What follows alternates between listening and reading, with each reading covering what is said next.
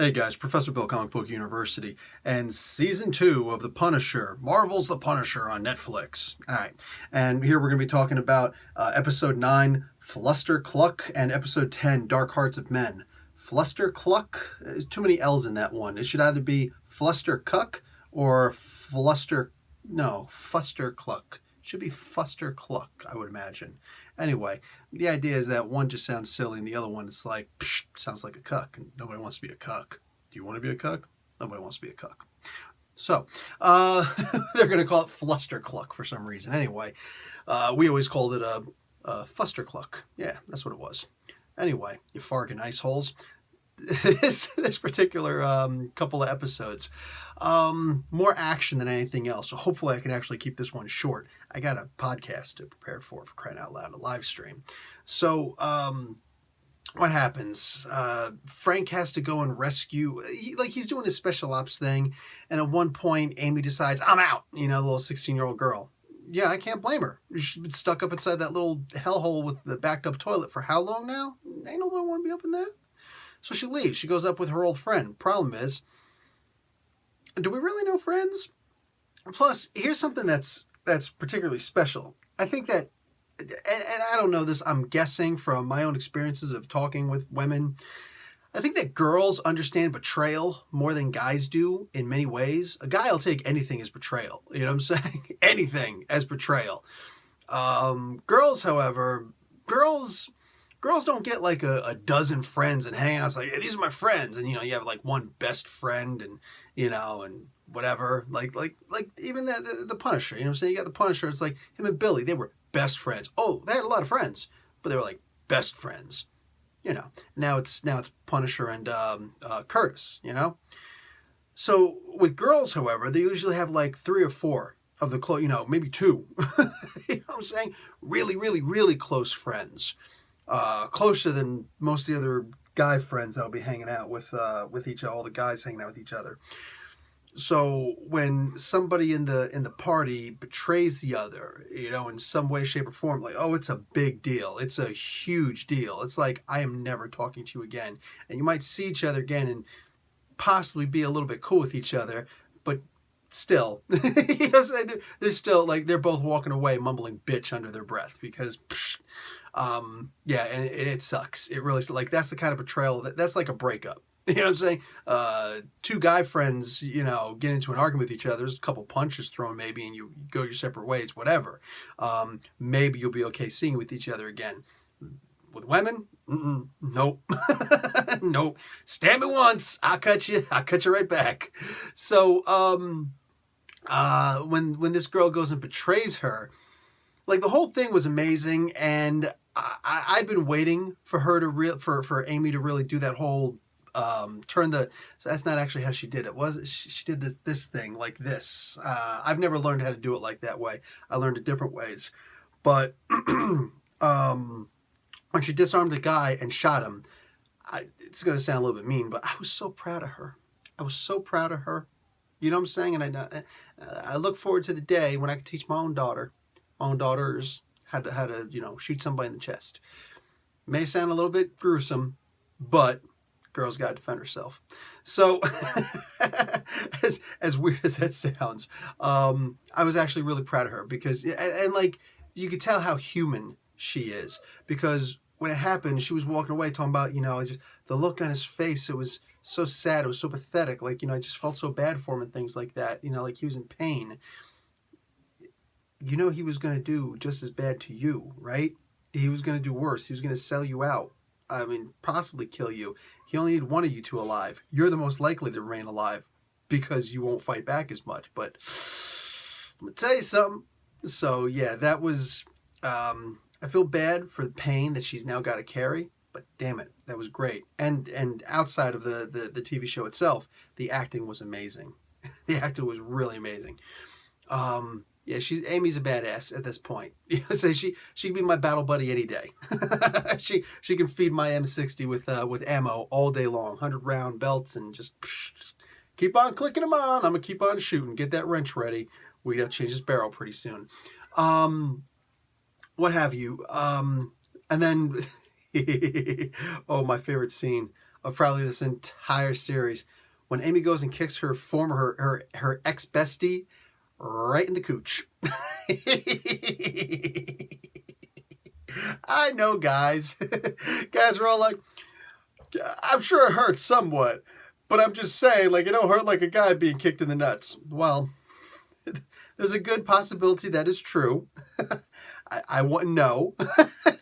I'm not one to sit here and try and judge. But, like, you know, when you kick somebody in the female testicles or the male ovaries, you get what I'm saying? Like, you still being struck. You ain't nobody's prepared to be kicked in the ovaries, whether it's the male ovaries or the female ovaries. You know what I'm saying? The dropped ovaries or the hidden ovaries. Nobody wants to be kicked there, all right? So that was just really messed up. I'm just looking like, oh, she deserved, did she deserve worse? She might have deserved worse, I'm not sure, but man, oh, she got it. She got it good. She probably didn't get up the rest of that day. The look on her face, man. She was, when she got kicked, she was like, ah.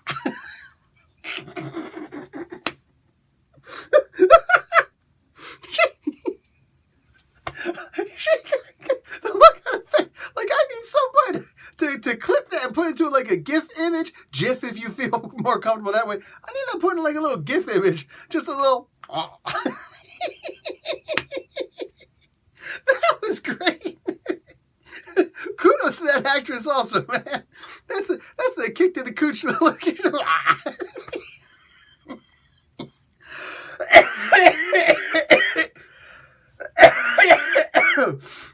I don't even care. That was great. Oh, man. That's where the whole night of coughing, man. Oh, my God. That look. Oh, man. Okay. So, after that, pretty much, you know, that was when Frank actually laughed. The Frank laughs thing. He's like, fluster cloak. Shut up, Frank. The next episode, there was the scene I want to have it in the end where Billy is looking down and he sees these two knuckleheads staring. You know what that scene was, right? That was the 3-card Monty. That was the 3-card Monty scene. All right. In the next episode, in the the Dark Hearts of Men episode 10, that was the 3-card Monty scene, because here are these two, Curtis and Frank, thinking that they're making the rules right now. Punisher's up there with his friend. Their jokes are great, man. Like, man, cop coming at me, and when the cop come at me, like he saw, like, you know, how many black men with one leg does he see? And he's all like, you know, you're my best friend, man, and like, but you're not my only black friend with one leg. You know that, right? And like the moment that these two shared was just perfect. I love that. Excuse me. What do you call it? Oh, also they were wearing the ponchos like that. I don't know, man. Did anybody who served, like, did you enjoy the ponchos? I hated the ponchos, like specifically with the hood up, because I know that nobody else can necessarily, you feel like everybody can hear the rain hitting your poncho, but in reality they can't. But it's harder for me to hear with the poncho up top. And if I can't hear what's going on, like, I'm a little bit nervous. You know what I'm saying? Somebody's going to sneak up on me. so like, I always kept the poncho down, just kept my soft cap on. Whatever. You know what I'm saying? Oh, soft cap. That's if I'm on base. Sorry. The K-pot. You know what I'm saying? Keep your K-pot on. But, what do you call it? So they're sitting there chilling out, and also you see Billy Russo is just standing there on a taller tower looking, and these knuckleheads didn't even bother to look over there at once. They're sitting there, they're so focused on looking down, and that's just something that I just see. It's painful. It's like everyth's so linear. Everybody's thinking, I got the high ground, I got the advantage, I got this, we good. You know what I'm saying? It's like, well, you got the higher ground, man. He sees you. He could have sniped you guys right there. He didn't want to. You know, and all he's really got to do is snipe the Punisher. What are you going to do, Curtis? Run? I mean, you know, sorry. But I mean, I don't know, man. Like, there was a lot going down with that. And then at the end, when he wound up getting, I was surprised that he wound up fighting his way out of that. Like, that was a death trap situation Frank he got. They sat there and they start hitting him with makeshift flashbang grenades with the high beam lights and the loud rock and roll music to just completely disorient him. I was messed up. And they start just coming by, and he's just standing in the middle there. And I know somebody might be like, get out of there, get down, move to the side, do something. When you're getting flashbanged, you can't. You're screwed. You can't understand what's going on. It's too much. You know what I'm saying? When you got all your adrenaline and you're just moving forward, and all of a sudden you get like, nah, you're done. You're done, son. And then he got beaten up like that. Wow, he was talking about just finish him. Excuse me, when Billy said finish him, I'm like, oh no. Well, you're supposed to like toy with him and tie him up and like, I don't know, like take the rope with the knot at the end and like hit him in his man ovaries. But no, he was just like, nah, kill him. Bam, Billy's not playing around. So after all that, and I like how this episode actually messed with time a lot. It went back and forth with time. They showed you at some points, you had to figure it out at others. Particularly the ending when you realize that Dina and Midori, Dina and Midori. Dina Midori is the same person. Karen, I think her name is, Doctor the psych, the shrink. You know what I'm saying? When these two were talking in the shrink's apartment, and turns out that she was just suckering her. Like you could tell, she was just goading her for information. But she gets the information she wants. She turned around. You could beat Frank by making Frank think that he's as bad as you. So you admit that he's bad. You admit that Billy's bad. What up with that, man? What's up with that? So, man, morons. Absolute morons. Yeah, freaking, what's her name? Dina Midori now. She has been pumped for information in 2 whole seasons at this point. Just, that's all you are. You're an information cow, and Billy Russo in some way or another is sitting there at your teats. Get that information. And I know you don't actually do like, you do it with the fingers. Shut up. So, go out there and tip a cow. So, the coolest part though, that I can't forget to mention is the Mennonite. Obviously, John Pilgrim. Holy crap. Was anybody else completely freaking out over that scene? Like, he already looks a lot like Solomon Kane. If you don't know who Solomon Kane is, look it up. Look it up. It'll be worth it, you know? Wow. Like, that was just straight badass. He went in there and he just kicked all sorts of ass. And then afterwards, when he starts doing like the whiskey and the cocaine, I'm like, damn, this dude. Like, he's got it bad. And like he's getting head from the one prostitute, and she looks up and it looks like his wife, but with the prostitute makeup on her face, looking like a clown. Wow. I don't know that he's gonna come back from a sin like that, you know? And I gotta say, man, like, I didn't realize that the patriarchs of that, the financiers of that town where all the sick people are, and what's up with all those sick people? How much you want to bet we're going to find out that those 2 old people, I don't know, I can't remember what the names are, but the one with the gay son who they want him to be president, they're grooming him to be president. Yeah, those 2. How much you want to bet that they engineered for these guys to be sick? Like they had a mine or gas leak, whatever. Like they were responsible for it. How much you want to bet? Because they're financing that tat and all that stuff. Nah, that's coming with something. And there's way too many sick people in those churches. I forgot to mention that back in like episode 1. Maybe it was episode 2, but my first review.